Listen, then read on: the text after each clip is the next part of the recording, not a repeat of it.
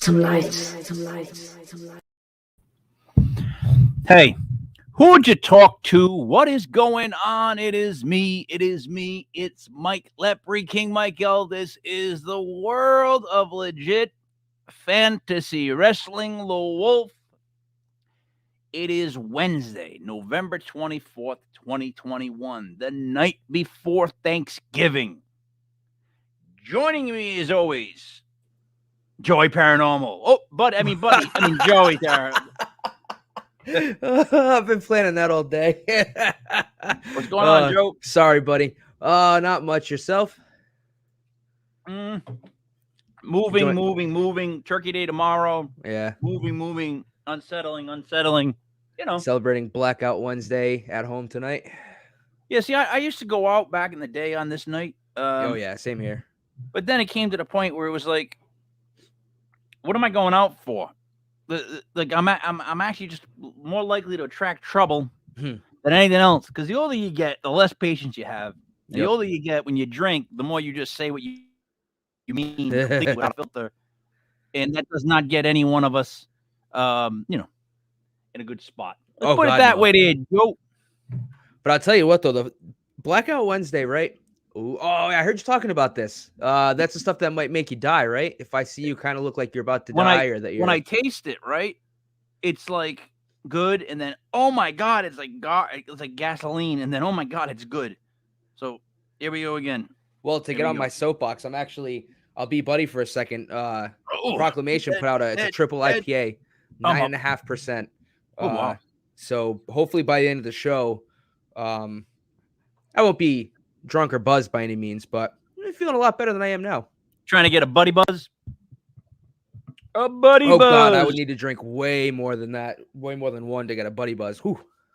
My favorites would sometimes when I can tell that he's inebriated and he's like, I'm having my first, and it's like, yeah, the first of that particular beer. Like it's not your first. So we know that when Buddy starts to talk about himself in the third person, that's when Buddy's had a lot. Yeah. But then again, I have a tendency to talk about myself in the third person when I'm very, very angry. Like if I'm really angry and I'm starting to lose my stuff, then I might start saying stuff like, yeah, but Mike Lepre wouldn't do that. Like, no, Mike Lepre wouldn't let that. That's not something that. Then I know I'm in trouble. All right. Speaking of trouble, let's talk about the goddamn world of wrestling, right?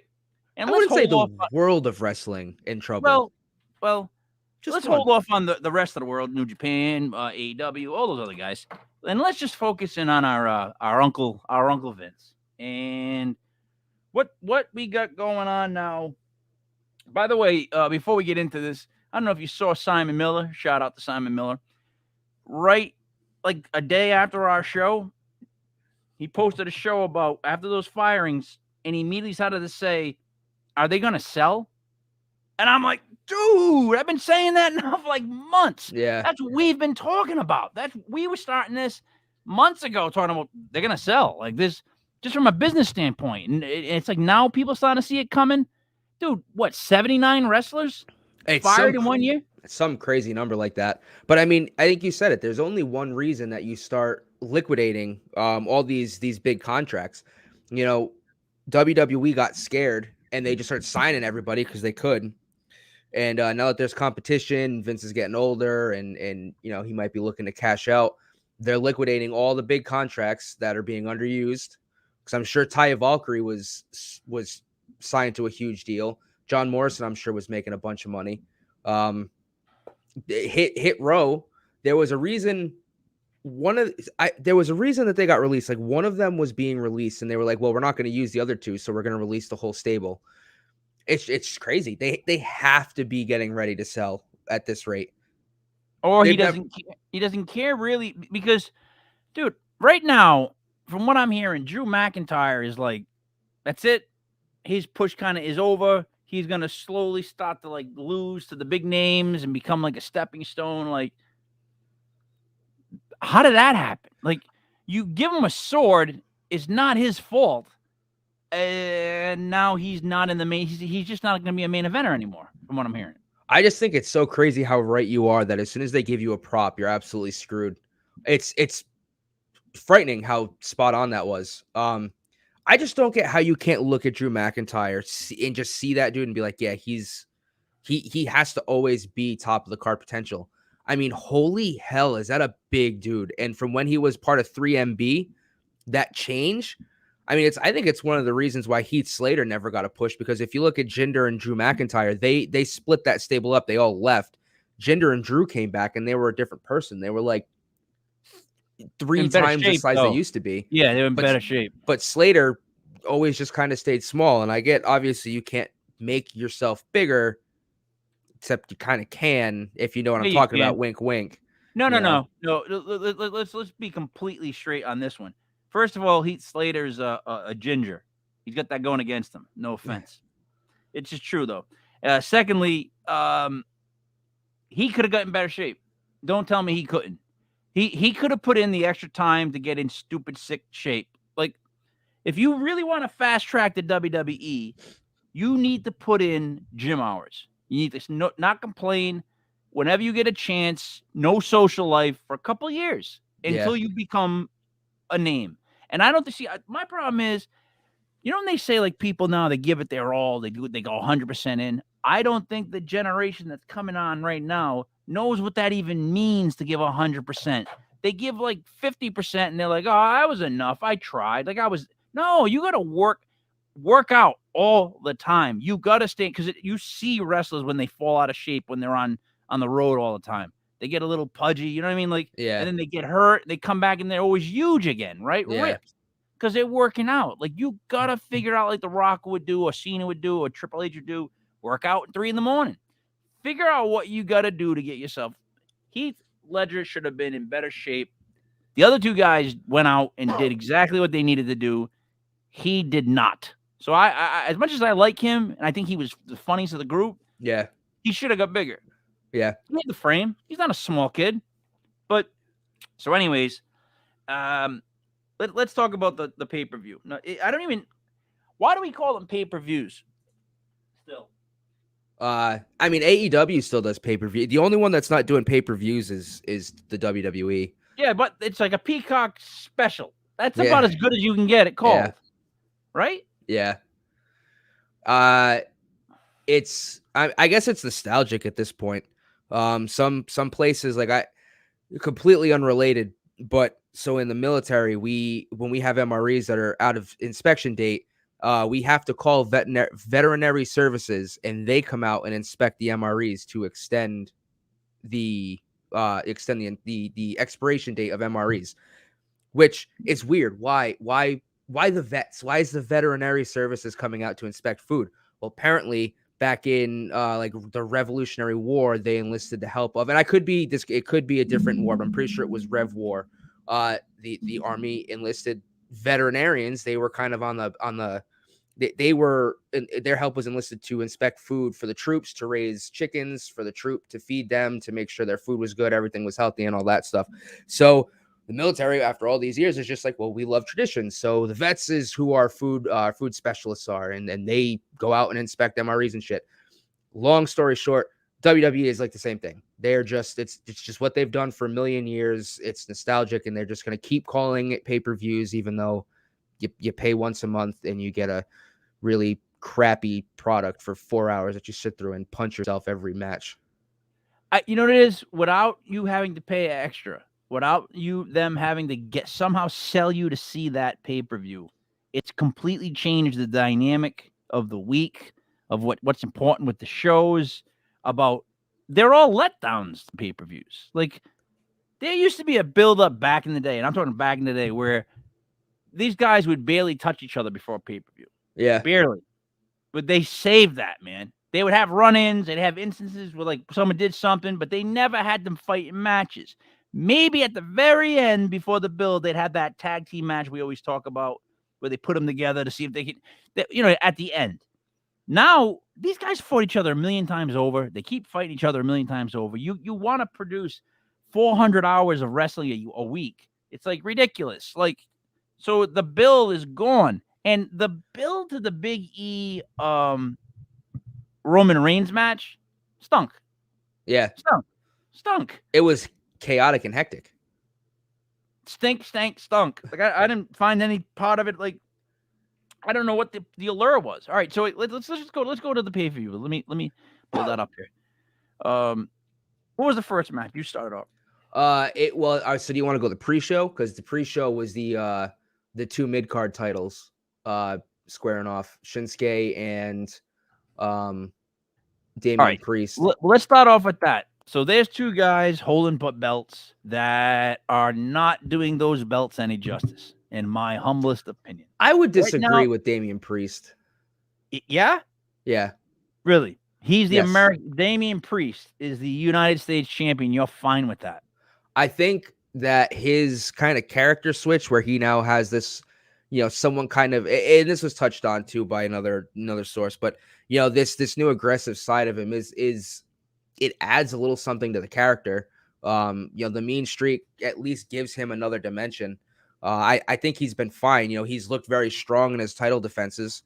He's done more than Shinsuke has, and I think I really wish this Rick Boogs thing would just go away. I don't think the guitar player entrance sidekick crony thing works really for anybody. Well, it doesn't work for Shinsuke, who doesn't even speak the language well enough to actually have conversations with this guy. So this guy shouldn't be there with him. And plus, I feel like when Shinsuke came to the WWE, he put it on autopilot. I think he had a couple good matches. He went to that horrendous thing with AJ Styles where they kept punching each other in the crotch. Yeah. And then now he's here. And then, no offense, but Damian Priest's hair. Oh, come on. I think it's kind of cool. What? I think it's kind of cool. Oh, yeah, not tough, though. I mean, yeah, maybe not, but not even different. A little tough. It's different, though. He looks like Blueberry Muffin, Strawberry Shortcake's friend. Oh, God. All right. He looks ridiculous. Ridiculous. This whole match was made up of Shinsuke, who is, I guess, out of his mind, doesn't really speak the language, kind of dresses like Michael Jackson in a weird sort of way, with a guy in a pink bandana and a tank top playing guitar for him, and then fought the big bad unitard United States champ with a guy with goddamn blueberry muffin braids all through his hair. These guys shouldn't have these belts. They're not doing anything for their careers. Maybe you can say it's doing something for Damian Priest's career. I don't think it is. And Shinsuke is doing nothing at all for his career at this point. Let's get these belts on guys, some upcoming aggressive people. At least get Shinsuke out of that spot, please. Please. Unrelated, but I hate the new Intercontinental Championship. With the title? I hate the way it looks. I'm not a fan of the United States one either. I like the United States one better, but I know what you're saying. I do like the old one as well. I just hate the new designs. The new designs of some of these belts are just absolutely atrocious. I'm waiting for the WWE to change the tag team belts.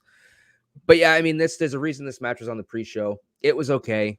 You mean the tag team belts? I get like Trojan Warrior guy heads, and they're not even gold, man. They're silver. Like I get it, bronze. The tag teams, but bronze. Still, that's bronze. What's that? White bronze?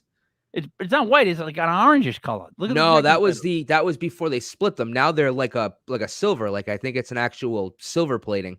Both are silver? Yeah. Blue belts with the silver plate. It's at least a silver plating. I don't know what it's actually made of, but it's silver. Why do I keep thinking it's copper? It used to be a bronze with the black belt, but now they're red and blue with a silver. And it's awful. They look terrible. They're all right. So looking belts.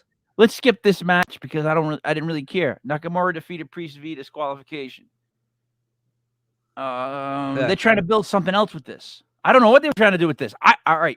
I don't know what they were doing with this match. I don't know what the point of this match was. It was basically because the rest of the show was champion versus champion, so it was mid card champion versus mid card champion. But they knew it had no build up and wasn't going to hit well, so they put it on the pre show because it could have been on the main show. I think the women's match for what happened and it was ran a little long. If it was choreographed better, I would have probably agreed that it stayed on. But yeah, it was on the pre-show because they knew there was no steam and nobody was going to care, but they wanted it to happen because it made sense. Don't do a match for no reason. Like, don't do a match for no reason. Give us something better. Like you're trying to tell me you can't sit there and go, all right, you know what? Let's have these two guys in a match, but let's add these two guys and let's up the ante where But it's Raw versus SmackDown. It's Raw's mid-card versus SmackDown's mid-card. But they could have done a match like this. You do an elimination chamber match, right? You got You and two your guys. elimination chamber matches, man. They Well, can't have one on every pay-per-view. But listen, I'm telling you, this would start it off to get 2 belts, because it's like it'll be like a loaded dice type thing.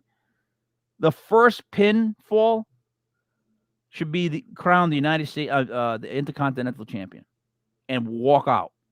First guy to get a pin. Second person to get a pin would get the United States Championship. They keep fighting as that guy leaves with the Intercontinental. Make it officially higher. Yeah, okay. Make United States that second place trophy belt, but it's still something that they fight for.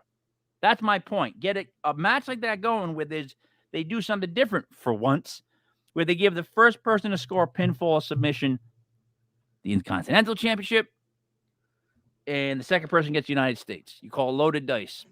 See, I would take that match, but instead of going through the rigmarole of like a elimination chamber, I would just make it something simple like a tables match. You set up a table, you know what I mean? Like it's just something a little bit simpler ladder. than that. It would be better with ladders, actually. I Then think it would be better climb with and get that belt. Yeah. But then you have both belts up there. Unless you put one up, they win. You lower the next one. I think you should put both belts up. You can only grab one, and whoever do you want Intercontinental United States? You know what I mean? You could say one's higher than the other one, but someone just may want. I've already been the Intercontinental Championship. I'm gonna grab the United States belt and get the hell out of here. Granted, I guess kayfabe, like you could never really say, "Oh, I'm just gonna grab both of them and run," but it's wrestling, nothing's real. So you'd hope that they would just like Vince would be like, "You go out there and you only grab one, or you're fired." Something stupid like that. I don't know how I got to be the coach from the Waterboy with that voice, but yeah, you know what I'm saying. What I was thinking is, then why don't they have 2 belts hanging and they're covered? Oh, that's a good one too. Hang but again, 2 belts and cover them up. Yeah, and it's just like a blind grab bag. That would be dope for those 2 belts. Yeah, it's better than what they gave us with that match. Right? But that's something that I feel like that's too good of an idea for the pre-show, though. I would like that's like a main event type thing. No, it's not, because you do a great idea with worse wrestlers. You know what I'm trying to say? Right, yeah. That's a way to get this whole show going. If you're gonna start the show off like that, I'm thinking at home, holy crap, what are they gonna do for the rest of the show? Yeah. That's what I'm saying. That's kind of how the first match of Survivor Series was, not on the pre-show, but the actual show. Because I was really surprised that they opened with Becky and Charlotte. All right. And so now we're on to Becky and Charlotte. Hell, what a match that was. That was a damn good match. All right. And I still can't figure out how much of this is a work and how much of this is actually real, this animosity. Let me ask you this. Which I think is the best part. Who's the bad guy? See, this is the catch-22, because technically they're both heels. But no matter what the WWE does, Becky's not going to be a heel. She'll get cheered no matter what. So realistically, the heel is Charlotte in this case, and Becky is still the heel, but more of an anti-hero than anything else. So Becky is an anti-hero, and Charlotte is like a good guy that's a prick? No, I think Charlotte's just undoubtedly a heel. I don't think the WWE universe connects with her. I don't think a lot of people just appreciate her. I don't think they like the shtick that she has, the act that she does, the fact that she's been gift wrapped so many opportunities. They kept throwing that out there in the video packages, like, oh, the championships she's won. It's like, yeah, well, you've basically hand delivered each one of those titles to her. Like, she's just been gift wrapped so many championship opportunities that I think people are sick of it. So I just think all in all, she is just a heel. People just don't like her. It's the problem with being the best in the world. A lot of people don't like LeBron James either because he's LeBron James. I mean, it is what it is. No. Listen, Joe, state of wrestling. Don't try to go out into basketball, into no man's land and talk to me about LeBron James. People hate LeBron James because LeBron James is a douche. Let's just leave that on the table, okay? Now back to Charlotte Flair and Becky Lynch. Hey, at least he throws real elbows, though, right? Yeah, the guys he knows won't touch him. Yeah, I know. I don't want. Yeah, that's. I'll save Give that me for a your break. I'll save that for your basketball show. But man, I got a couple choice words for that too. So But she's just not liked. all right, but how come I just feel like we got just these two now? Like they're throwing the young girl, what's her name? Liv Morgan. No, the other one, the tall one, the one I like. Oh, Bianca Belair. Nope. Oh, Rhea Ripley. They keep throwing them in matches that don't matter. They keep doing that stuff like a Sasha Banks, just stuff, and it's always these two that they've got in this position. They're so scared to build another female superstar because I think they're so they love so much the views that the hate for Charlotte. It's like when before Roman was the head of the table, when they were shoving Roman down your throat, and people just hated him because they didn't want they hated him because the WWE didn't want you to hate him. The WWE loves the amount of attention that both of these two get, and I think they're so scared to have someone make either of those two look weak that they don't want to build another top female superstar to challenge them just yet because because Charlotte and Becky sell so much. They're still cash cows. They still make so much money for this company that they're scared to ruin that by delegitimizing either of them with a contender that they don't feel is on their level. The only two in the WWE that I feel they think are worthy of title opportunities to actually win are Sasha and Bianca. Yeah. Yeah. And God knows where Bayley is. She should be back soon. I think they're saying like Royal Rumble. She had a bad ACL tear. Vince will never push Bayley. You know that, right? She held one of the main titles for a while. But I know as a bad guy, but you know what I'm trying to say to you. It was good too. Vince will never push her like he would Charlotte or Becky. Oh no, you're right. You're right. All right, men's 5-on-5 Survivor Series elimination match. Before we get off the topic of this match, right? Totally going to be sexist here, but holy shit, Becky's outfit, by the way, dear God, more of that, please. Was it? I didn't think anything different of it. I'm like, yeah. I mean, I just never seen that much of Becky Lynch before. It was kind of nice. I get weirded out by Charlotte because she keeps looking different. Yeah, and I like Charlotte. Like I like everything about her attitude, her personality, how she's just kind of goofy. Like, but she keeps changing her face. Yeah, she gets a lot of different types of like facial, cosmetic, plastic surgery stuff. And that's the route she wants to go. That's fine. But it is, I know what you mean. They showed the video package of them when they were friends and stuff. And it's like back when her and Becky were like a tag team and they did the little tea time thing that I still am not convinced wasn't them pretending to smoke a joint. She looked so different. She was a completely different person. Oh, Charlotte. Yeah. Yeah. That's what I'm saying. Like, no, you do whatever you want to do. But like I said before, these faceless, like you don't ever come looking back the same way. And it's not good. Like they want to change their face, but so you want to look like somebody else. Like that's what I don't get, you know? All right. So speaking about their faces, moving on to the Survivor Series 5-on-5 match. For a second, let's just go over this, shall we? I want to be honest, right? I want you to think about all the people in AEW. I just want to think about all the really good wrestlers that are around the world right now. On the Raw side, you had Seth, you had Finn, you had Kevin Owens, you had that kid they keep shoving in, Austin Theory. Oh, the kid who stole the egg. And then you have Bobby Lashley. Now, that's a really good group of wrestlers. I would agree minus Austin Theory, but go on. Minus Austin Theory, you've got 4 banger wrestlers. Yep.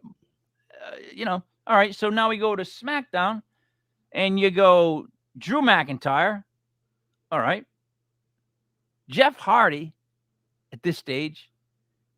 Does he go by King? Yeah, King Woods. King Woods. Sheamus in the Irish guy outfit. And Happy Corbin. Now, the SmackDown side didn't seem that good. You know what I mean? They're Well, all good wrestlers, but then it didn't seem like they were on the level of like Lashley, Owens, Balor, and Rollins. yeah, when 40-year-old Jeff Hardy is your last surviving member of the team, something's off. I also am officially over the Happy Corbin gimmick. I think he needs to play more of a dark, brooding character, and I wish he'd go back to something like he used to be, because he's such a good wrestler. The shit he does in the ring is so good. I'm so over this stupid Happy Corbin gimmick with the stupid techno music he comes out to. Man, bring back Tommy Vex and the I Am the Darkness Lone Wolf theme music. But it was a very imbalanced team. But I mean, I think the thought process is, if you have Drew McIntyre, that's like he equals like Finn and Kevin Owens to a degree, or like he like nixes Bobby Lashley. He's supposed to be like that kind of big guy on that level, which I mean is evidenced by them being counted out. Which, again, this whole pay-per-view, I've never seen referees be so on the ball with counting countouts. It was insane that they actually abided by like real WWE rules. I didn't think that they should have countouts at a No, Survivor Series. it was the worst way to. So basically, they did it to eliminate Drew and Bobby Lashley without either of them getting pinned. They just wrestled outside of the ring until the ref counted them both out, and they were eliminated. It was a way to protect both of them, so neither of them looked bad. So that none of them were pinned, basically. And it's also why Kevin Owens turned his back on the Raw team and just basically walked out and left. And he also got counted out, because it's a way to protect Kevin Owens so he doesn't take an unneeded pinfall loss per se in this match. Let me ask you something. Do you feel like the Saudi match, pay-per-view, whatever it was called, was a much bigger pay-per-view? Like it had much bigger matches. It actually had like just much more to watch. Like I feel like Survivor Series is weaker than the Saudi show. That's the world we live in. Yeah, well, it has to be. Come on. That Saudi show is like the 1B to WrestleMania right now. That's like their second biggest show of the year.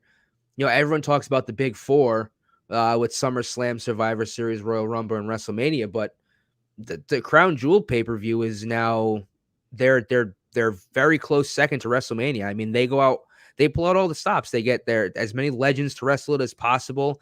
They threw a Hell in a Cell. I mean, Goldberg versus Lashley. Like they do. I mean, a couple years ago they had DX versus the Brothers of Destruction. They've had Goldberg versus Undertaker. Like they throw everything they can at that show. So yeah, obviously the Saudi show is way bigger than What's any the other of the Saudi show called? That one's it's Crown Jewel and the Super Show, I think it's called. They call it. Now is that one going to be as important? That one, from what I remember, has never been as big as Crown Jewel. Crown Jewel is the one that they tend to go like above and beyond for. They basically set it up like WrestleMania. Why do I feel like I'm talking about something I've never watched before all of a sudden? Like that, I'm just getting so confused with WWE. Like they're doing the dumbest shit. They're firing people. They're making shows bigger in Saudi Arabia than they are here. Survivor Series isn't even as big as that. All right. Honestly, I can tell you nothing important happened at Survivor Series. They pumped up The Rock so much in this past month. He didn't even have a video message. He didn't even appear over the Titantron to say, "Hey, here's The Rock. I'm The Rock here. It's been 25 years since I debuted. It's been a hell of a run. Thanks for being a fan. Catch you in the new movie." Nothing. Abso-fucking-lutely nothing. We got an egg. We got a fucking egg. Sorry, that I wasted 4 hours of my life with this pay-per-view going, I can't wait to see The Rock at the end and see where they go from here. And I got shit on, basically. Yeah, and you know what I noticed that I don't like is I do not like the treating of the Viking Raiders. I don't like the fact that they can never agree on their name. I don't like the fact that 1 week they're comedy, 1 week they're not. They got them in they had them in green colored outfits. Like, just let them be them. They should be beer swigging. Like they should be messy with food, like Vikings, like Raiders. Like, yes, yeah. Like they just ate a giant ass chicken leg. Yeah, they come out angry. They shouldn't even talk English. It should be some sort of like different, like grunt. Yeah, man. What Ugh. the heck? What a waste. Like, give me a Just- break with those two It, guys. it's the headdresses for me that get me. The stupid like head thing they put on, the And horns then or whatever. and then the other big dude, Commander Aziz, Aziz, yeah. could they put him in a dumber coat? What is he parking cars Yeah. down in Providence with that thing with the tassels? What is that? Is he a Boy Scout? What is that supposed to mean, Joe? That jacket. As a military man, you look at that jacket, you think, is that like a plastic toy cop set you get like Toys R Us? Like, what is that? I mean, it actually kind of looks like man. It's it's got like a Marine rank on it. Granted, I don't know if a gunnery sergeant has 3 chevrons with the two like pistols underneath. It's almost like a dress uniform mixed with like A a gut? trench coat. It's just Oh. weird, man. Yeah, I don't know what they're going for, but it's awful representation. I mean, maybe that's a uniform that maybe that's a military uniform in like Jamaica or somewhere in South America, Africa that he's that Apollo Crews is supposedly from. I don't know. I'm not really that well versed in foreign military uniforms, but that rank on his shoulder looks like a Marine rank. If it looks like a gunnery sergeant rank or like whatever their E6 rank would be. He looks like a big man in a little coat. And That's what it's he looks probably like. warm too. You know what I mean? Yeah. Like, geez, Louise, dude. Come on now. All They right. all look ridiculous. And like So- T-Bar still has the damn face paint, man. Just Yep. get rid of that shit. You know what though? He will never be fired. You know why? No. Because they gave him that dumbass shitty gimmick and he fucking wrote it out. He drove on with it. I'm pretty sure I think was it Mercedes Martinez? I can't remember what her name was, but there was a female in the group who politely was like, "Yeah, I'm not doing this anymore," and they sent her back to NXT. And I'm pretty sure she's been fired. Something Mia. Well, Mia Yim was the other one. Maya Yim, she was actually featured, and then she got cut. But she's another one who I think she spoke out against it, and they gave her the axe. But I'm telling you, that's why T-Bar or Dominic Dijakovic, he won't be released because he was a team player and was like, screw it. Put me on TV. Let's do it. I think the same will go for Dio Madden as well, who I noticed when they did the whole, he came out, Vince McMahon came out of the limo with the egg, and Dio Madden was actually in the background and he was just himself. Didn't have like face paint, didn't have any of the shit. He was just Dio Madden. So I don't know if they're dropping the whole gimmick with the T-Bar and Mace bullshit, but man, they take like stereotypes in the WWE and they blow them up. It's like if you went to like the whitest person you know and asked them about like Viking stereotypes, that is what they would think of Viking is some big guy with a beard and some mask with horns. You know what I mean? Like they go so overboard with their stereotypes in their tag teams. It's so sad. I'm gonna transition to this. So Omos won, and then we saw a tag team champs versus champs. And here's the craziest thing I want to say: I would rather watch Orton, the whole RK Bro team, over the Usos. Like, I feel like the Usos should be consider themselves the happiest guys in wrestling history, because being put next to your cousin in such a high spot for these two guys, I think is uncalled for. I don't see the Usos as great characters. They're serviceable tag team. That's about it. And I'm being serious. Like, I still can't tell them apart. Just by personality alone doesn't make a difference to me. Yet RK Bro, there's all kinds of stuff you could talk about with them for hours. But that's such a better team. What do you think? Matt Riddle came out on Monday night with a fake mustache and goatee. Hey, Randy. What's up, Randy? And Randy couldn't find him for like the first segment. Like he was like a father who lost his kid, and he said, "Hey, Randy," with his mustache and stuff. Man, they're just their gimmick is so funny. I mean, Riddle's in-ring work is really good too. So I like him as a tag team as well. I am over them with the Usos. I'm kind of over the Usos like you are. I think they are a really good tag team. It's just we've seen everything that they can do so many times because they're one of those tag teams. Exactly. They've never been broken up. They are always just themselves. And on top of that, too, I forget which one it was. One of them's been arrested for DUI like 3 times, and Yeah. nothing ever happens. No. Jeff Hardy gets arrested for DUI. He gets his belt stripped. He gets kicked out of the company. And granted, I know Jeff had more problems than that. A lot of other things going on. Exhibit A, when he was in Impact in 2011 with that match with Sting. I get it. But like, just because of who their family is, like, you just like, we'll get you help, but like, we still need you on TV. Like, come on, man. Like, everyone knows that this guy's been arrested multiple times. You know, here he is every week on TV when you have other stars that get into less trouble and they disappear. I agree with you. I don't, well, I mean, but then again, Jeff Hardy's got like a long laundry list of shit. So that's that. Not for nothing though, but you can't tell me that the Uso are. I can't remember if it's Jimmy or Jay. I think no, Jay. he got arrested like multiple times. Yeah, you can't tell me even before he got arrested publicly. You can't tell me he had to have like this. This doesn't just happen. You know what I mean? Like, if he's been arrested 3 different times for DUI, it's not like those are the first 3 times it's ever happened. Like, I'm sure he also kind of had a list of things that we don't know about.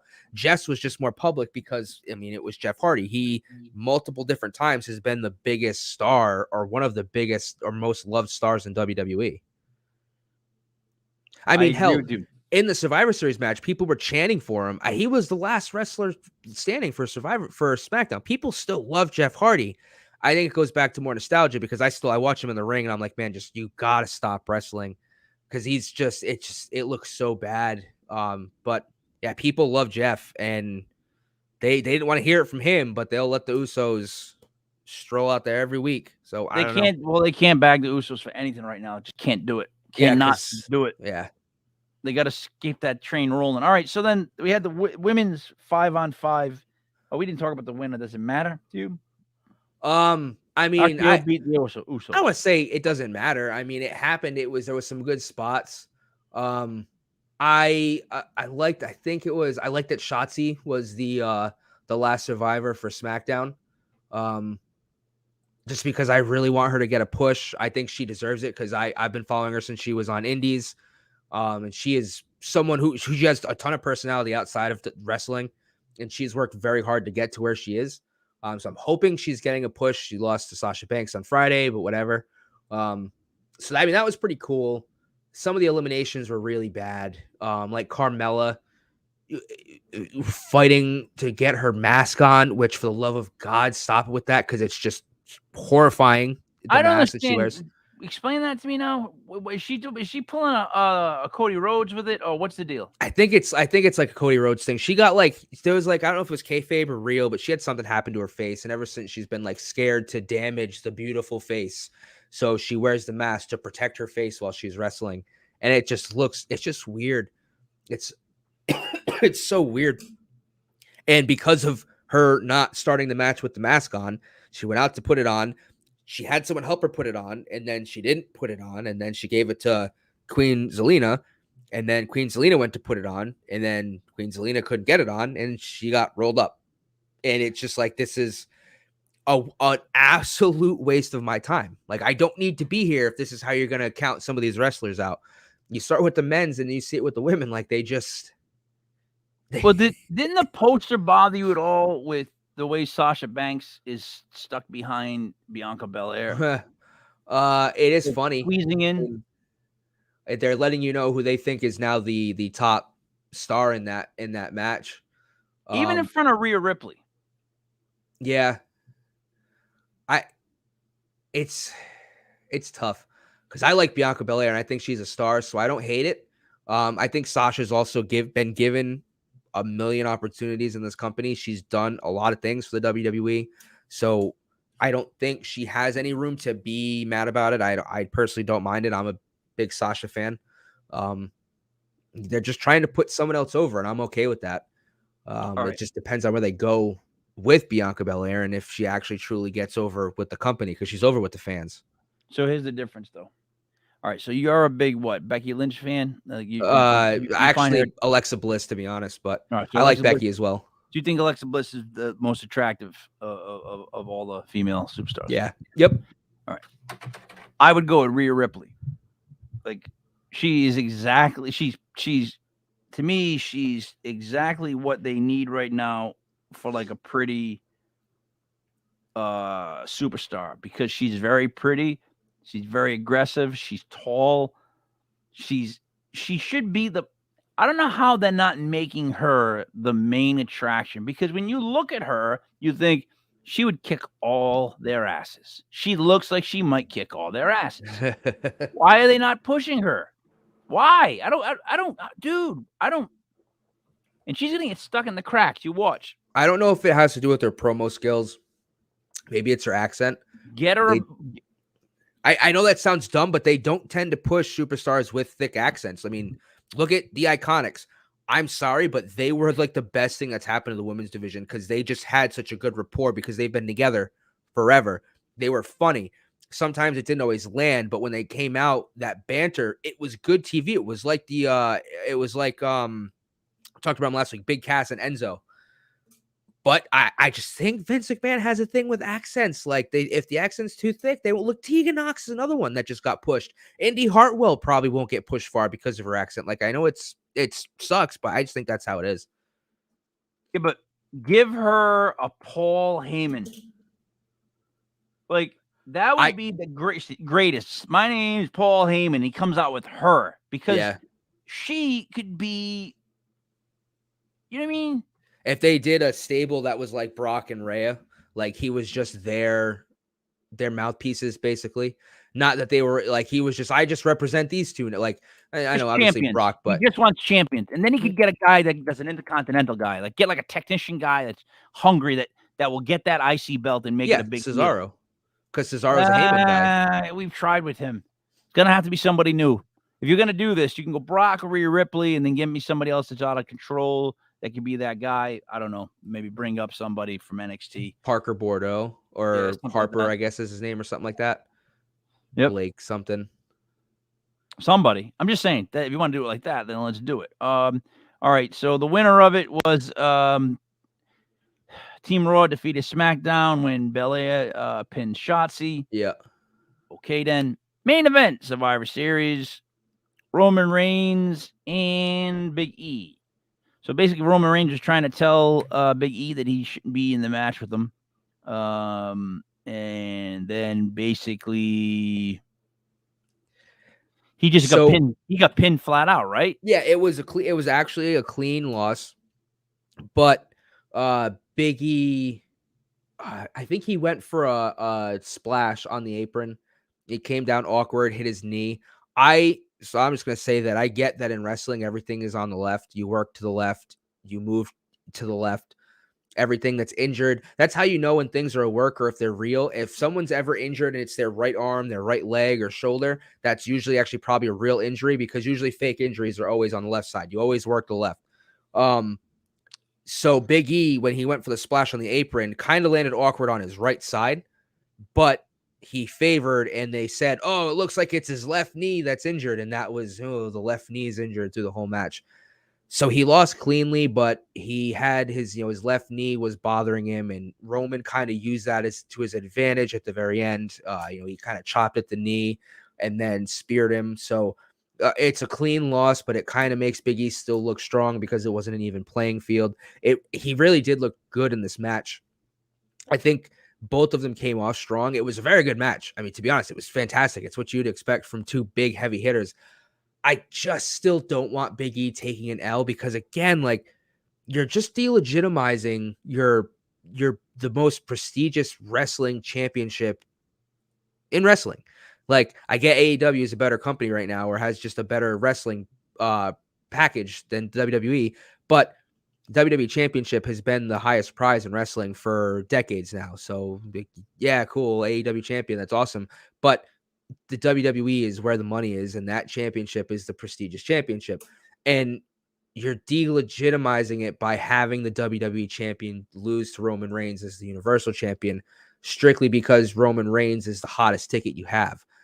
I think Roman Reigns should be the WWE champion because that belt needs to be the top belt. I'm sorry.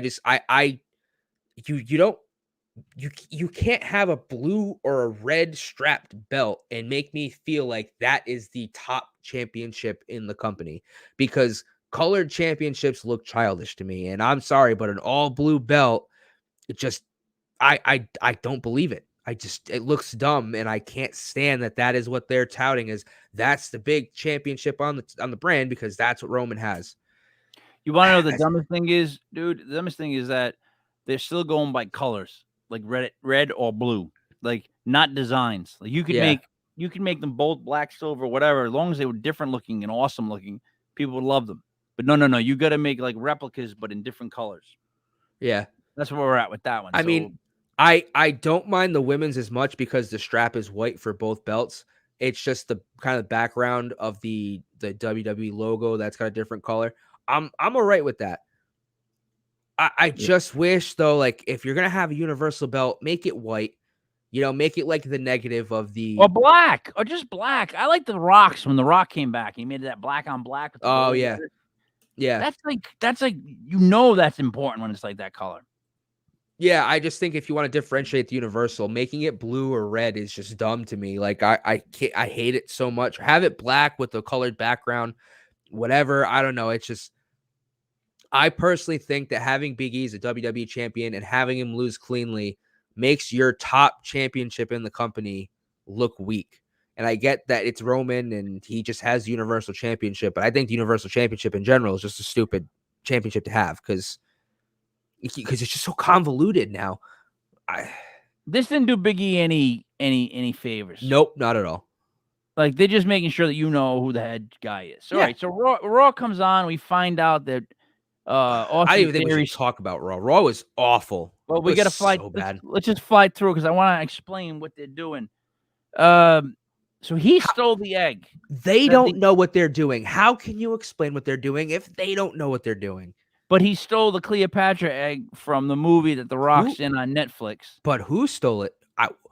We don't know who stole it. So wait, no. So it ended up being big. It has to be an Austin Theory. He was rewarded with a title shot. How? Right? So you have $100 million fucking gold egg in an office, and there's no security guards around it. There's no security cameras where you can't just instantly look and be like, "Oh shit, this motherfucker stole it. We're gonna go get him." Fucking get out of here with this dumb storytelling. Like, God, I get that it's supposed to be more for younger audiences, but like, God, try to at least make me believe a little bit. And Austin Theory being the one who stole it and getting a championship opportunity was also stupid. They're trying to push him hard. Oh yeah, and I personally am not buying it. I think it's dumb. Takes a selfie with him and Vince in the egg. Like if I was Vince, I would have fired his ass. Like you walked into my office and stole $100 million gold egg, and I'm gonna reward you. And I get that's how it's wrestling, and that's like it's not the first time that something like that's happened, but like, God damn, dude. It was that was one of those Rock's movies coming up. How can we cross promote this? Oh yeah. Well, let's have the egg get stolen, and then it's got to be all older people that think that that's still relevant as a storyline, and that well, oh yeah, good idea. But I would have been like, no, not a good idea. Bad idea. You're using a prop. This is not going to end well. Yeah. All right. Big E beats him to retain the title.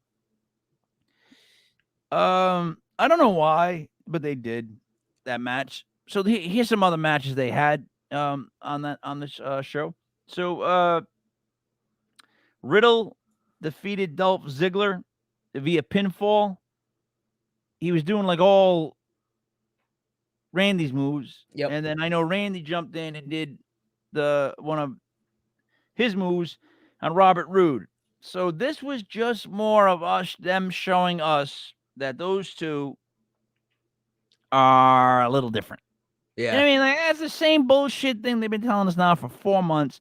They didn't change anything in this match. This didn't help any of the wrestlers in this match. It didn't tell any part of the story that we haven't heard in this match. It was just this match, right? Yeah.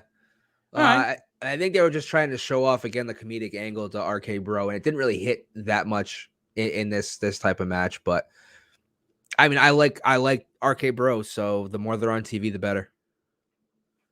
Well, then Becky Lynch cuts an in-ring promo, and I know she was slamming on Liv Morgan, who wasn't even there. Didn't even show up. Didn't even come in. Come I out. didn't like that. And then secondly, she's just not a heel. Like they're cheering for her, and Yeah. then no one's paying attention to that. So when they do stuff like that, I know that it's because they're stubborn, but it almost makes it look like they're not even paying a fucking attention. Like they're not even paying attention. Like when people are cheering for someone, you just keep trying to get her booed. It's just not going to work. Like I think you said this. Somebody said this. Heard this a million times. She could go out there and murder a puppy, and the fans would still be like, "Yep, I'm sure the puppy bit somebody, or whatever." Like they are so out of tune with what the fans want. And I don't understand why. I think they tried to turn her heel to justify her winning the championship in like 30 seconds at SummerSlam, just to give some Becky came in and won in 30 seconds, but we want you to hate her because we know that you didn't want Bianca to lose. And people didn't care. Like, it just made Bianca look weak. It's this. Eventually they'll get there because they eventually turned Roman heel. And he has nuclear heat, kayfabe wise, anyway. So I think it'll get there where they'll just like, screw it, she's a face. We'll stop fighting it. All right. So then next you get Bianca Belair. For some reason, she's fighting Tamina. No one's Mina.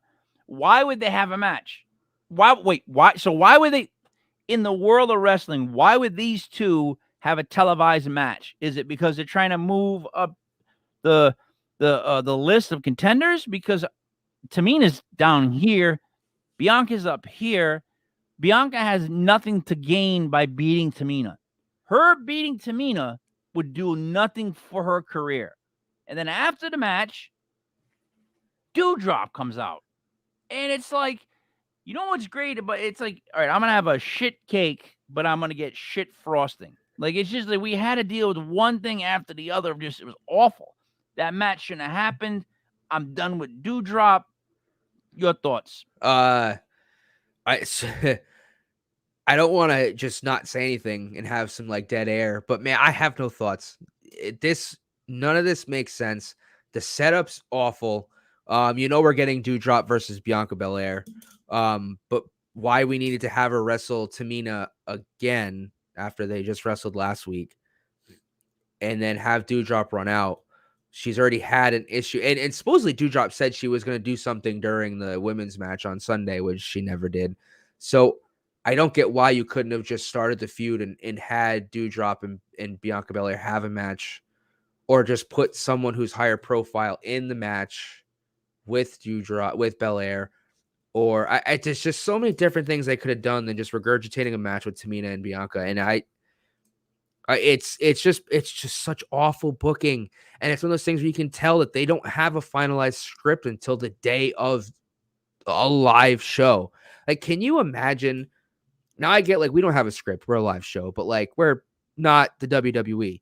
Can you imagine having a $1 billion company with tens of thousands of fans in an arena, millions of people viewing at home, and you literally don't have a finalized script for your live show prior to the day of the show? No, I can't, because I first of all, I'm going to say that I think I would be better at just improvising anyways than they are. Like I just think I would. I don't think they get it anymore. And secondly, no, I would have a big meeting where we planned out the next 6 months of wrestling. Yeah. And then we said, all right, if there's injuries, here's what we'll do. I'd have every contingency planned out. That's what I would do. And then I would stick to it no matter what the fans thought for those 6 fucking months. Because if you don't care that much when you're firing people, then what do you care about trying something out? Try to stick with a storyline that, like, a week later, you can harken back to a match a week prior, and people will be like, oh, continuity. Oh my God. Like, it's all going together. You can't get continuity if you just keep throwing people out there to wrestle for no reason, or they're wrestling for the 700th time. Yeah, it's something that continues to dumbfound me. And I mean, this is the Raw after Survivor Series, and it was so awful. It was very little. And the best moment of this whole episode we haven't even gotten into it yet. We actually haven't even talked about it yet.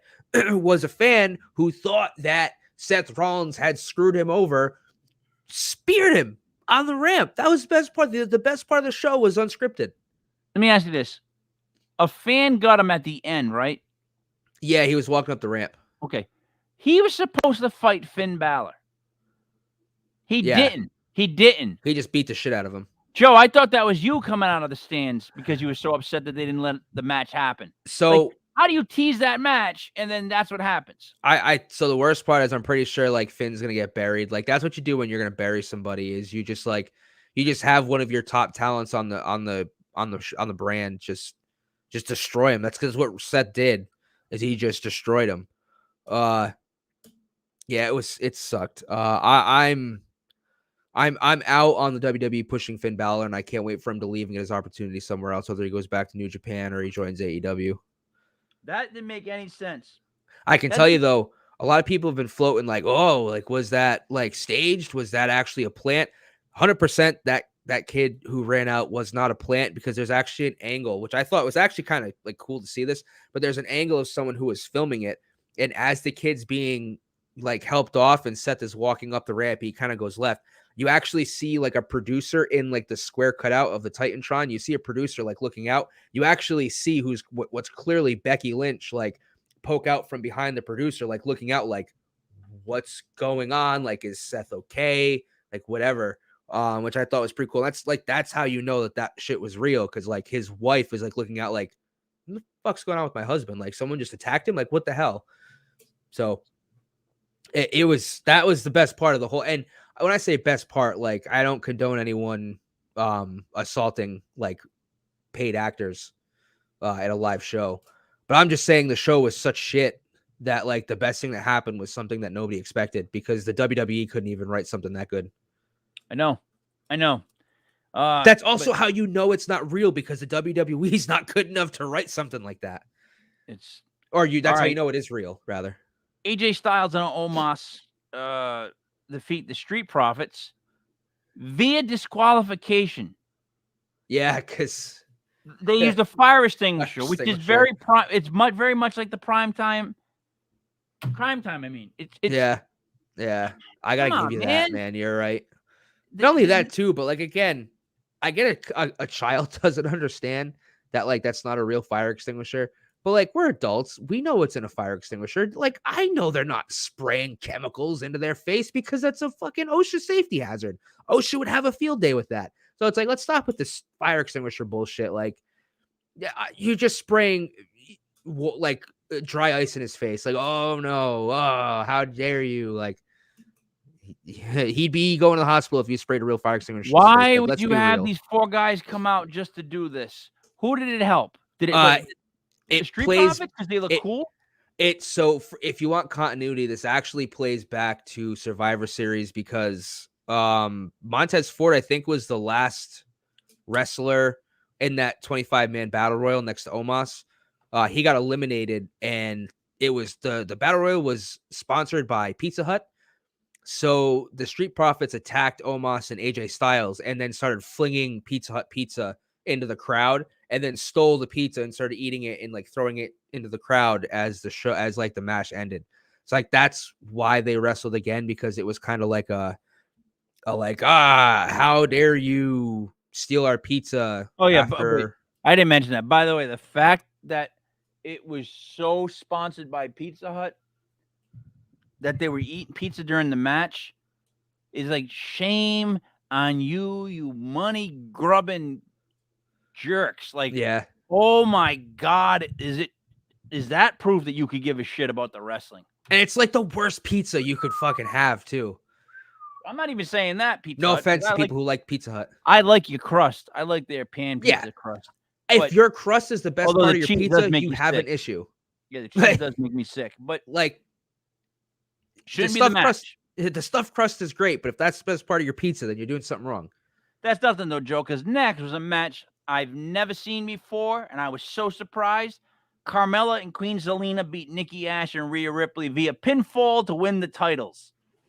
The crowd goes, yay. Yeah. So I will admit when I'm wrong, and I was wrong about The Rock, and I was wrong about Shotzi going over Sasha on Friday night. But when I'm right, I will take my victory lap, and I'm pretty sure, I could be wrong. Maybe I thought it to myself, but I didn't say it out loud. I thought I had mentioned that this feud was being set up to take the belts off of Rhea and Nikki Ash, and that this tag team of Carmella and Queen Zelina were going to get the titles because Queen Zelina is now queen. She's going to get a push, and now she gets a championship. And Carmella is still considered a top female superstar, so they gave her a run with the title with the tag team titles because it's just what they do. If you're a former champion, here's the tag team title. Have fun with that. Who do you think Carmella would be as a male wrestler? Because I know somebody who she is. She reminds me exactly of him. Who would she be, like her equivalent? Yeah. Tyler Breeze? No. Better than that because he never won anything. I don't know where you're going with this. Character-wise, it's going to be a champ. It's going to be somebody that fights the way she fights.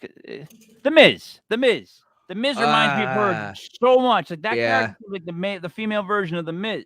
Yeah, but I like the Miz better. But they're going to get a bunch of belts. Yeah. And in like 3-4 years, you're going to have to constantly talk about her as one of the champs because she has all these belts on her. I don't know. I don't know if she'll ever get another main roster title. I don't think she'll be SmackDown or Raw Women's Champion again. If they can get rolling with this tag team and they do some good stuff and she comes through, she's a very beautiful blonde girl. Vince knows this. She has her assets. I'll leave it at that. Don't count her out yet when it comes to Vince. I like Zelina Vega, so I like that she is at least getting some kind of push. I don't get how Alexa's push her right out of the building, Joe. I don't like how Alexa Bliss has been doing a code red for months before she took her hiatus, and now Queen Zelina is like her finisher. I'm not a fan of like someone who uses a move as just a move in her move set, but then you have someone who uses that move as a finisher, and it's like I don't believe that this is a finisher that would win a match because I've seen someone else do that move and they don't even like that's not even a signature. Like they don't even use that as a setup. But I digress. Yeah, well, but it's a cool move though. Sometimes like the DDT, like for some people it's nothing, but if Jake slaps it on you, it's lights out. So I hate that Alexa Bliss's finisher is a DDT. That's another move to me where it's like it's not a very far drop. No, or it's like the leg drop, or like King Woods is doing the coast to coast elbow drop. Come on, get out of here with that. Think of something original. I'm not a big fan of him. No. All right, moving right along. So after that, right after that match, you're like, all right, you got to give me something better than that. That was awful. They come out and give us the 24/7 championship. Shelton, I'm sorry, Benjamin, beats Reggie via pinfall, right? Then somehow Dana Brooke comes out and wins it after pinning Cedric Alexander. Yeah, that's what happened. Shelton Benjamin beat Reggie via pinfall. Then shenanigans broke loose, and somehow Dana Brooke won by pinning Cedric Alexander. She cut a promo after a win, saying that she knows she now has a target on her back. You're wearing the 24/7 championship. What are you talking about? What do you mean you got a? There's all these bad wrestlers that are constantly looking for you at like banquets, at bar mitzvahs. You could be getting a drink at like a fountain. You could be in the bathroom and one of these guys might run in and pin you. Of course you got to.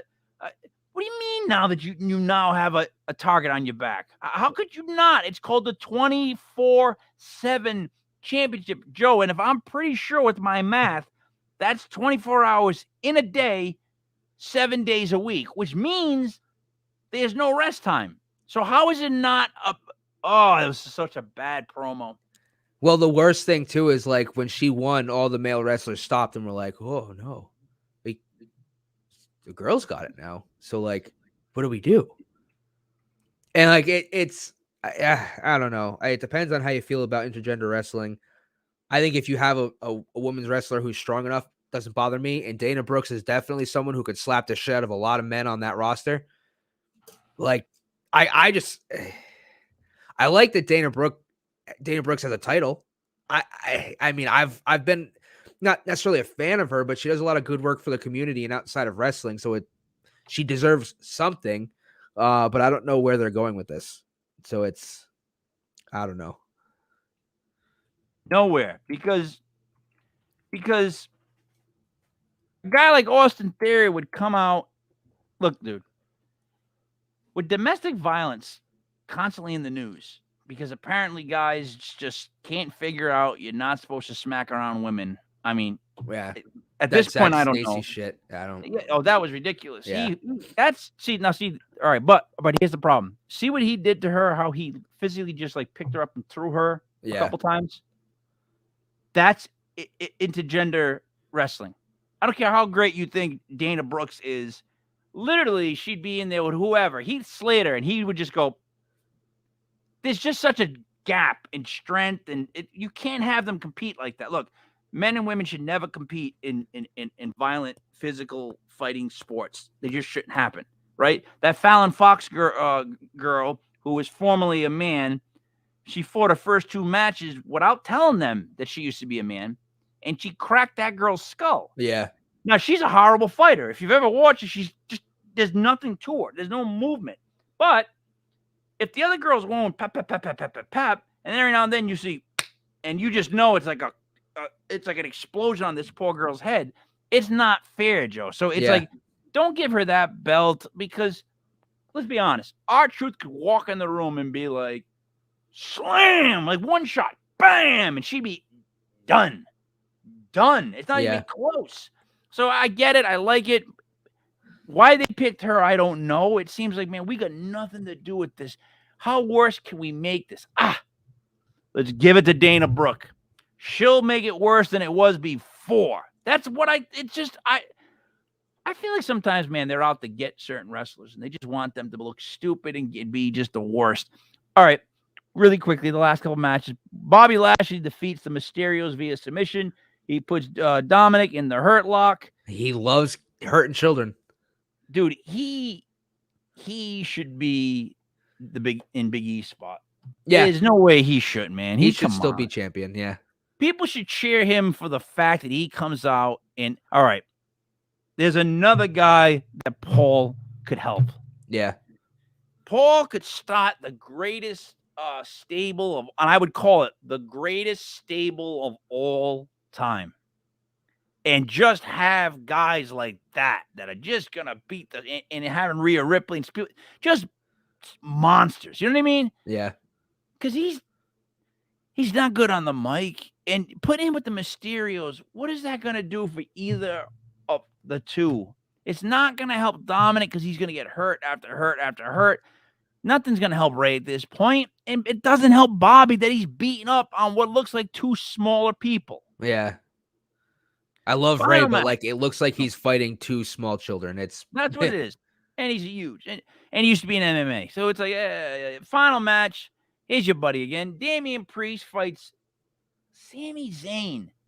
Jeez Louise. How does Sami Zayn get that shot, right? Open challenge. I guess he calls for it. Paulo Cruz turned it down? Yeah. Paulo Cruz is like, no, I don't want to wrestle for a championship. I'm above that. What did he want? Money? I honestly don't remember what Cruz came out for. Like, what's his angle? I don't know. I don't know what they're doing with Apollo Cruz. It's weird. But I will say the match between Damian Priest and Sami Zayn was actually pretty good. Like, it was actually a very well wrestled match. It's worth a watch. It didn't make me feel like my time was wasted. We'll put it that way. That was not a main event, though. No. Well, the main event was Austin Theory and Big E. We just already covered that. No, I know, but you know what I'm saying? Like, towards the end of the night, that's Sami Zayn. But it's your mid-card title. So, granted, the mid-card should probably be featured around 9 and not 10, but again, it's still a championship match. Like, I don't hate the placement. Joe, no, actually, I do. You're right. It should have been earlier on, because you want people to be watching throughout the whole 3 hours and not loaded up at the end. I'm sure nobody watched this because they probably had already tuned out after 24/7 shit. Joe, there's no way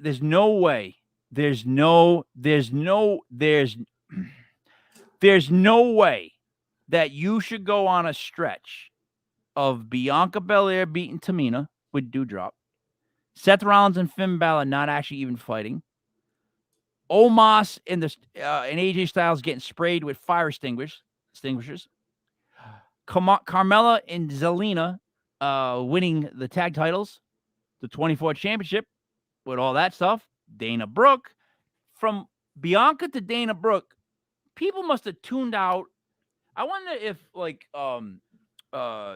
people injuring themselves brutally went up on Monday night, because people might have been smashing their heads into the TVs or computer screens. Like, that's a good like half hour to 45 minutes there of garbage. Of just nothing interesting, nothing nothing that makes sense. Imagine being someone who watched wrestling 5 years ago and was like, yeah, what's on Raw? I didn't even realize it was on tonight. What's going on? And you've got a group of dudes just chasing around a ugly ass looking belt. And then out of nowhere, a female comes out and wins it. And then they're all just like, what do we do? You're watching that like, what the hell is this? So back in the day, it was like, don't put on the wrestling channel because, you know, if there's kids in the house, there might be like profanity. They're going to be flying through the air, cracking each other with like pipes and tables. There's all these crazy like stuff going on. And now it's like, you can watch it. There's not much going on. These guys aren't really wrestling during the week. I don't know.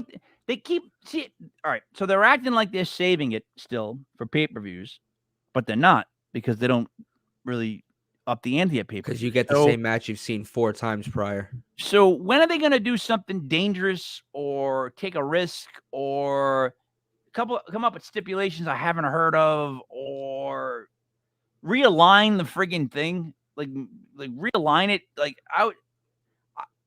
I'm at a point where I would realign the WWE and I would not split it by just Raw and SmackDown alone. I don't think it should be split by those 2 shows. I think it should be just split up. I don't know. I would do it by talent. And I don't think you have to stay on one show. I think certain belts should be able to go to certain shows, like we said before. We need to start off by realigning all the belts. That's the first thing I would do day one. Day one, realign the belts.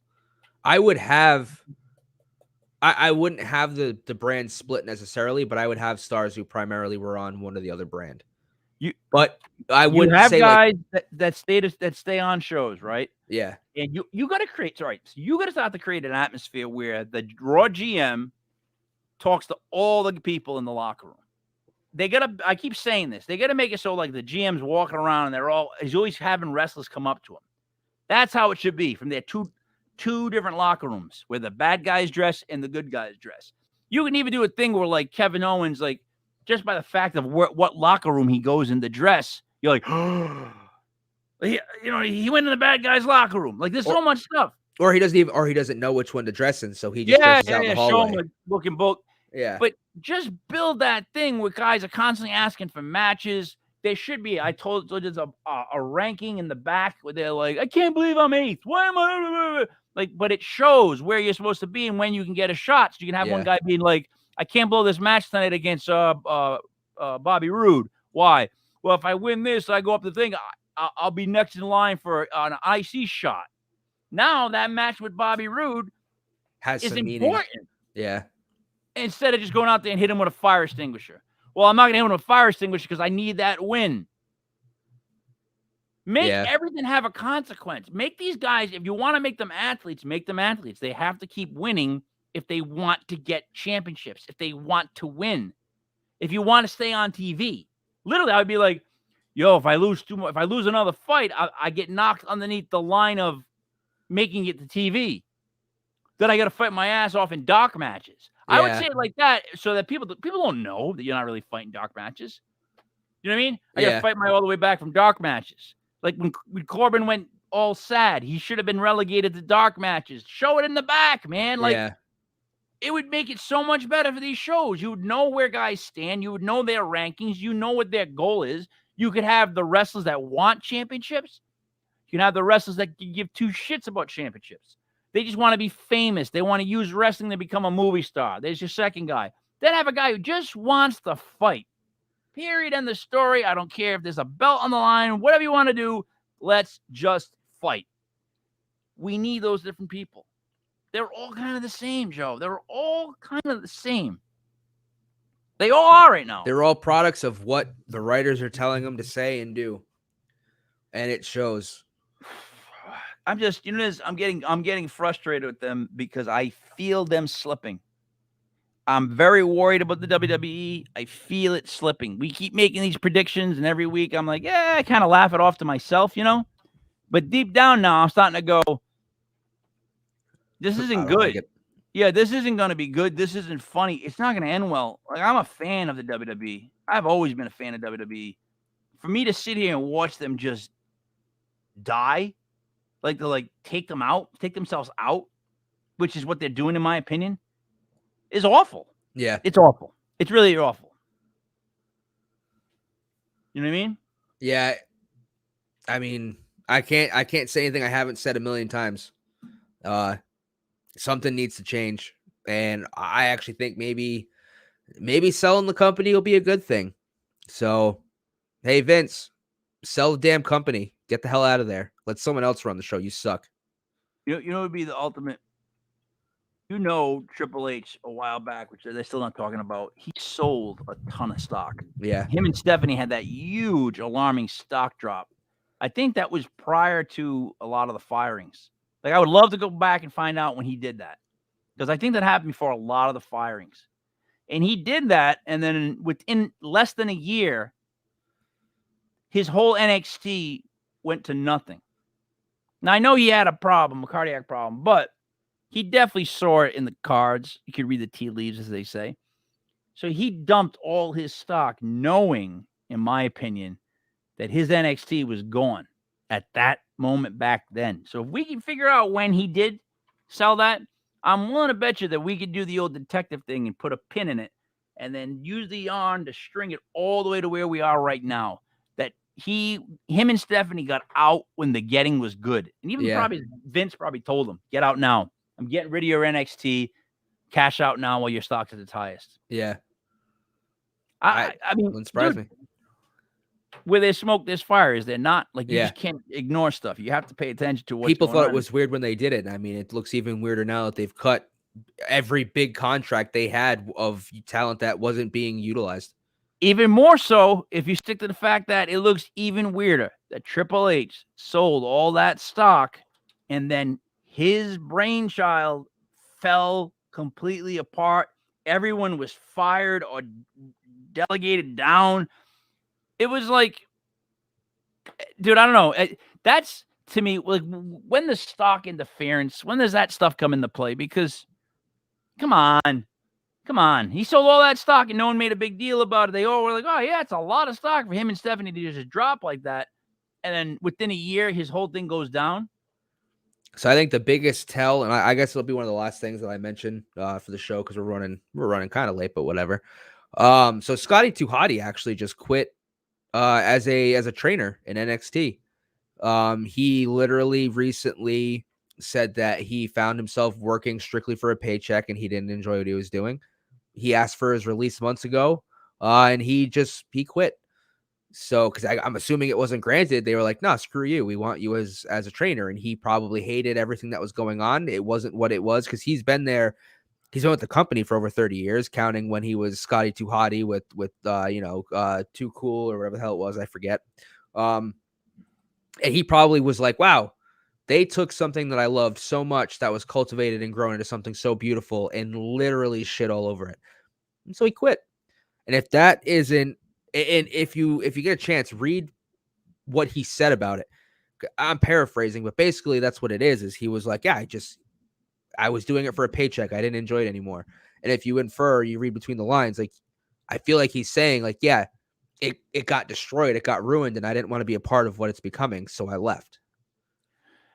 Well, the thing is, you're training these guys, and if you really don't know what you want to do with them or what kind of guys you're going to be ahead of time, it's kind of hard to train them, because you know what I mean, what skill set are you going to give them? What are you going to make sure they do? You know what I mean? What are you looking to do? Who are you trying to create? And then even when they work on their characters, I would think that that's almost impossible, because they can't create characters. Do you know what I mean? Like, yeah, they can't have a character go from NXT to the main event, like Raw, and not look horrendous. Well, and how do you, as a trainer, in good conscience, train an NXT star and be like, yeah, you're gonna make it to the main roster. You'll be NXT champion like Karrion Kross and make it to the main roster and be given an absolute shit gimmick and released within 3 months. Yeah. How is in good faith can you be a trainer? And that's basically the path that your guys have. I just want to point out, speaking of character development, so obviously AEW Dynamite's going on right now. Apparently CM Punk told MJF in a promo that he was less famous than The Miz. Fantastic.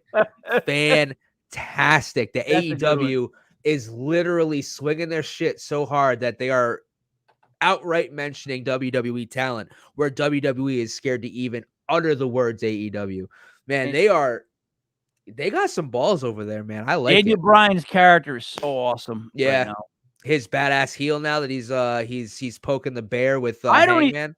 You know what's weird is I don't even necessarily just see him as a heel. I see him as somebody who just got kind of fed up with the whole WWE and was like, I just want to kick the shit out of somebody. Yeah. And that's what I like about it. He's just like, I just want to fight. He wants to fight. Yeah, he wants to be the dragon. He doesn't want to be the peace-loving hippie who I'm the WWE champion, but man, I'm all about the world and I got this eco-friendly championship. No, he's like, I don't care about a belt. I just literally want to kick your teeth down your throat. And I'm going to kick it down. I'm going to kick them down your throat one by one because I'm that good. That's back when he was the next person to give Eric Rowan a chance to be a sidekick. Yeah. Yep. And Eric Rowan, what did they do to him, Joe? They gave him a prop. There it is. A what fake happened? spider. What happened to him after that? Yeah. That is a good question. What happened to him? Nobody knows. He's gone. Do not give somebody a prop. I'm Agreed. serious. Even a mask at this point, and they're gone. Even a sword. Oh, you know what? Apparently, even a sword. And like Irish, like apparent gear that looks more like Bane from Batman. But yeah. I digress. You got any last words? Nothing except to whatever you want to celebrate tomorrow. I think most of us, whether you like Thanksgiving or not, you will be eating a ton of food. So I hope you enjoy the large meals that you'll be having. See, so it's always going to be called Thanksgiving in my house. I don't sit down and say, oh, thank you for the meal we're about to eat. I'm so glad the Pilgrims massacred so many Indians. Like that has no, and I don't have pictures up in my house of Pilgrims and Indians sitting at the table with the cornucopia, and they're like, "Hey, guy, we're best friends." Thanksgiving should be the most important holiday because it's the one right before the most extravagant holiday. Yeah, and it's the one holiday trying to tell you to be thankful for whatever it is you have. Period. It's period. It's just saying be thankful because being alive is so much better than being dead. Agreed. So be thankful for who you have around you, what you have. If you don't even have anybody around you, maybe one person, be thankful. Be thankful for just be thankful tomorrow. Try it out. Don't complain. Try not to expect something that you deserve something better. Just be thankful for however your day goes. And I guarantee your day will be good. I guarantee. So, Joe, there's another week in the books. There's no show tomorrow for football. I don't know what I'm going to do. I might do like my own like early live show for my picks. I've been on fire, man. In basketball, last show of the night, the game of the night, they're like, what do you think of Memphis? They're getting +11. And everyone's like, oh, they're going to get killed. But I'm like, wait a minute, +11? Go at Memphis. Memphis won outright. They would have paid so much money. But, all right. So, for Joey Paranormal, for me, Mike Lepre, King Michael, this was World of Legit Fantasy Wrestling, The Wolf. We will see you again next Wednesday. Thank you for watching, and we